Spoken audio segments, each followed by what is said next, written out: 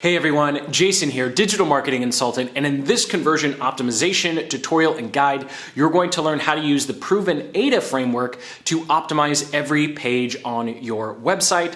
Now, the key to success here is making sure that while you do want to apply this framework to everything that you do on your website to make it a lean, mean conversion machine, you choose one page to start with, because it's very easy to try and apply all of these tools that you're about to learn across your entire site, but you want to start with one. So timestamp table of contents in the description, along with some other helpful videos that take a deeper dive on how to actually write and put together your landing pages, as well as run optimized traffic campaigns. So let's go ahead, jump right in. The key to success here with conversion optimization, before we get into the AIDA framework, is specificity. So what you want to make sure that every page on your site has one action. And that is one specific goal or one specific action you want your ideal visitors to take. So your goal is to have them take that one action, and the foundation of any conversion optimization rate process starts with these two questions. Who is it for, and what do you want them to do? It really is that simple.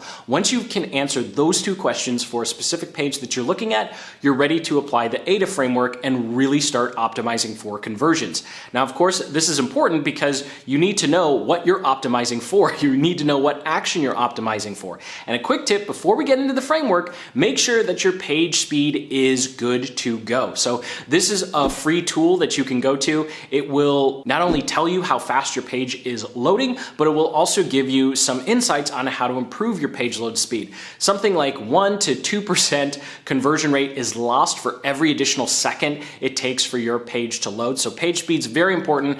The quickest thing you can do is compress all of your images. You can just Google search for a free image compressor, and that will dramatically increase your page speed. Okay, with all that technical stuff out of the way, you've answered those two questions. Let's go ahead and dive straight into this framework. So AIDA stands for attention, interest, desire, and action. So we'll go through what each one of these are, and then we'll actually go through two live case studies so you can see how a page can actually be formatted to have all of these elements to maximize your chances of conversion success. So let's go ahead and start with attention. This is going to be the top of your page. So this is everything above the fold, meaning before someone has to scroll. This can include your headline, your subheadline, your bullet points, maybe even a testimonial or a call to action. But we'll get more into that when we look at the examples. So all you need to do with this first part of your page, irrespective of what you're trying to do on this page, is grab that ideal customer's attention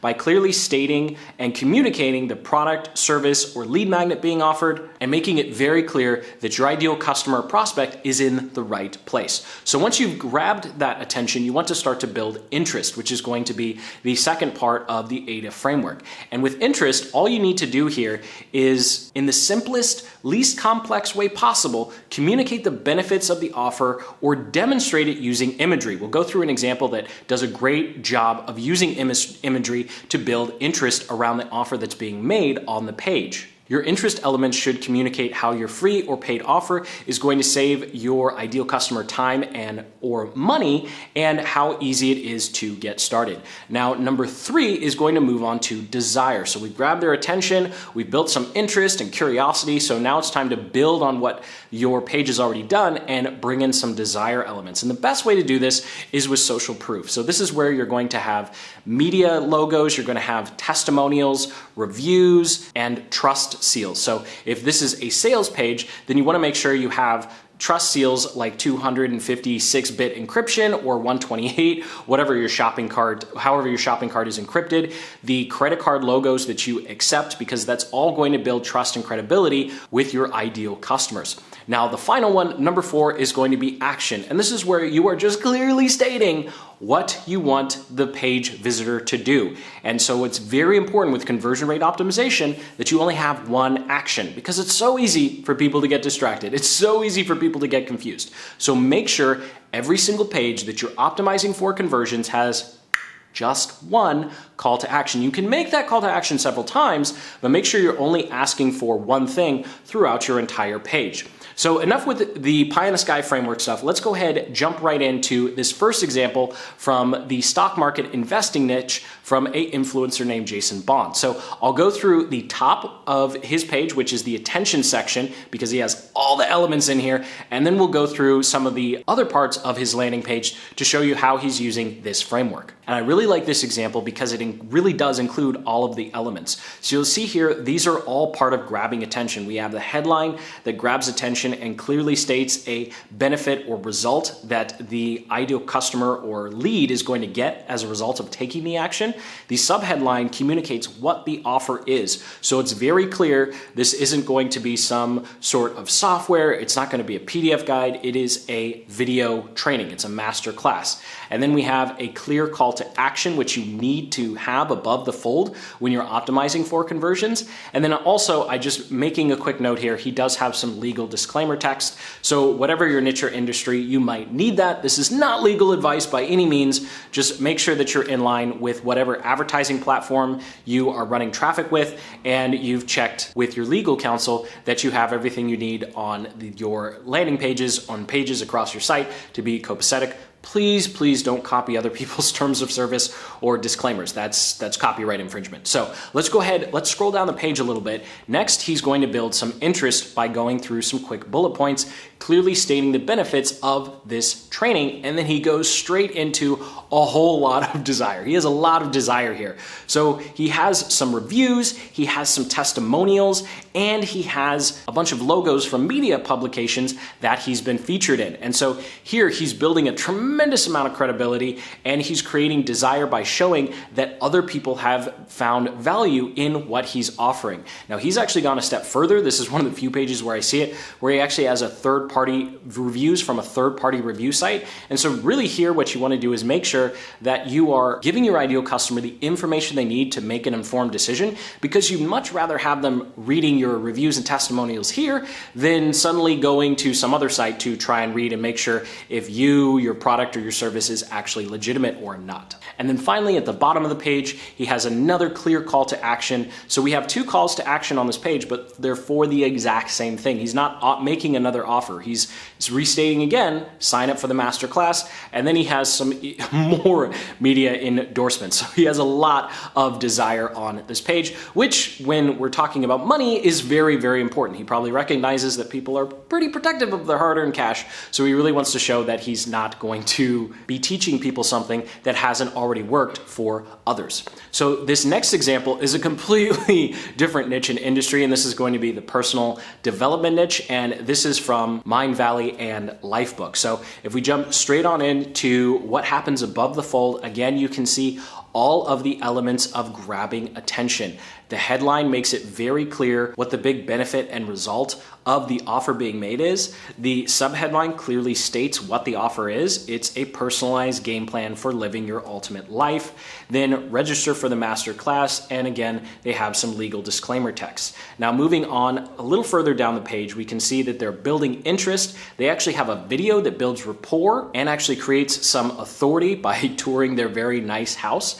Then we move on to the bullet points, which clearly state the benefits of the 90-minute masterclass, just building on the interest that clearly states the benefits of the masterclass. And then finally, we have some imagery here of what life could look like as a result of going through the training and applying the offer, the personalized plan. So then moving down the page a little bit, we're going to skip a couple sections because there's a lot of interest and desire kind of mixed into one here. And we'll go down to the actual testimonials that they have or endorsements from other industry experts. So this is something where they're not actually using testimonials or reviews from people who've gone through the masterclass. Instead, they found other experts from other fields that their ideal customers would recognize, other Mindvalley teachers who are endorsing and saying, hey, this is a really great thing, and this is what it's done for me. So that's how they're building desire here. And then finally, at the bottom, we have another clear call to action again for the exact same offer. It's another call to action. So we have two on this page again, but it's not asking for offering something different. It's the exact same offer that was made at the top of the page. Now, it's probably going to take you some time to decide what page or pages to look at and apply this framework. It's going to be a lot of image compressing, page speed testing, and then of course some copywriting and landing page design. There are a lot of landing pages out there, so as long as you stick to this framework, you'll actually be able to easily see what your competitors are doing and understand how they're using these framework elements to get their customers. And of course, you can draw inspiration, definitely not saying copy, but draw inspiration to create your own website pages. And this of course doesn't apply just to landing pages. This applies to any page on your site where you are looking for someone to take a specific action to optimize for conversions. Now, the next step, once you've done all that hard work, we're not over. It's actually just getting started. So that's really just the foundation and your first initial pass across your website. So what you want to do now is do something called split testing. And this is where you're going to choose one of these elements to test. Now, normally you're going to start by testing your headline. So whether you're looking at ads, whether you're looking at your landing pages or your squeeze pages or any page, you're going to want to start by testing the headline and then moving your way down the other elements of attention, because attention is really where you want to spend 90% of your time optimizing your conversions. Now, running a split test or A/B split test is very, very simple. There's free software you can use like Google Optimize, or your landing page builder should have this feature built in. And all this is you create version A where all the work you've already done, and then you change that one element, the headline most likely to start, and then you split the traffic coming to it. You see which one gets you the result that you're looking for. So it's just an A/B split test. So let's say you have number A, which is your control, and then B, which is the new one, and you get more conversions on B. Okay, great. Now this might take a week, it might take a month, it just depends on how much traffic you have. We'll get to statistical significance at the end in step number 5. So in this particular example, let's say B worked. Okay, great. That means we're going to now turn off number A and B becomes A, and then we run another test. And so this is where conversion optimization really just becomes a lifelong pursuit. Because what's going to wind up happening is you're going to want to make really big headline tests. So you're going to have headline A over here and headline B over here, and then you're going to keep testing different versions, and eventually you're going to find that perfect combination that's giving you something like a 40 or 50% conversion rate. I think that's something very, very crazy to strive for. If you're getting a conversion rate between 20 and 30%, you are definitely good to go and you're on the right track. Anything below that, and you either have untargeted traffic or something's not working correctly on your landing page. Of course, these metrics are going to be different depending upon different parts of your funnel, although I'm jumping ahead of myself. So now let's talk about paid traffic. So you're hopefully running some tests. You're trying version A, you're trying version B, and then you're just trying different elements on your page. But something that's very important with landing pages is you only test one variable. So this is where the paid traffic problem comes in, because inside of your paid traffic campaigns, you're probably testing multiple different headlines and targeting, and then you're probably testing your landing page. Well, the problem with that is you're now testing two variables. So if you have multiple traffic sources, you actually don't want to optimize your page yet. You want to go through the AIDA framework. You want to make sure that your page speed is very, very fast as you can get it, and then work on testing your ads. And so that's where conversion optimization is actually going to start. And then once you know ads are working with this particular version, then what you want to do is break out that version and create a version for each one of your traffic sources. So Facebook gets its own landing page, Google gets its own landing page, YouTube gets its own landing page, whatever sources you're using. Even if you're not doing paid traffic, you're just driving traffic from a blog to a landing page, you definitely want to make sure that all of your traffic sources eventually have a separate landing page. And then once you're done with your split testing inside of your ads, let's say you find an ad that's really working with landing page version A. Okay, awesome. Then your diagram goes from looking like this to looking like this, where you're A/B split testing all of your different landing pages. Now, you definitely want to work up to this because there are a lot of moving parts. Software is going to break. There's going to be some headaches, but Google Optimize will definitely help you with that A/B split testing and making sure that you don't go too crazy pulling your hair out trying to see which traffic source is driving to which landing page and